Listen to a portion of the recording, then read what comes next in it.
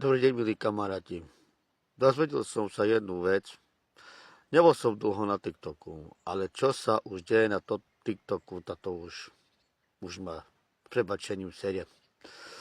Jedna moja kamarátka zo TikToku mi chodí do revíru.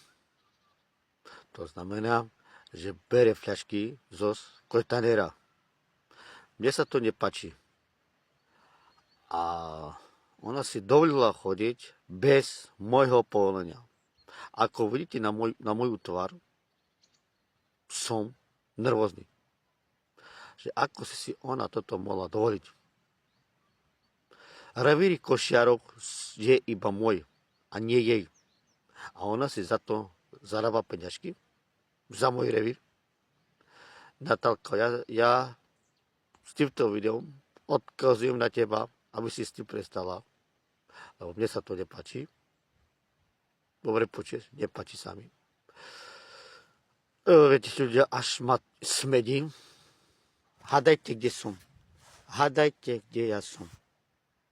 Áno, viacerí viete, že kde som. Veľmi som smedný, ale idem dačo si nájsť, či dačo nenájdem, sa napiť. No, idem.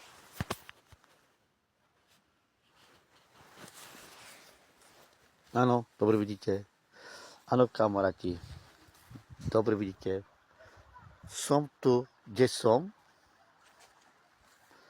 Ako vidíte, kamaráti, našiel som si pivo. Pivo som si našiel. Vidíte, skoro ráno mám šťastie. Vidíš, Natálka. Netreba chodiť po revíroch. Mám pivo. Vidíš, otvorím si. Vidíš, aký ja mám šťastie dneska.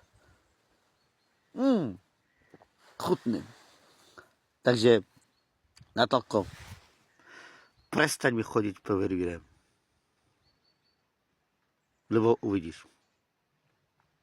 Tvoj TikTok sa dneska končí. Ti hovorím. Čau. Čaute, kamaráti.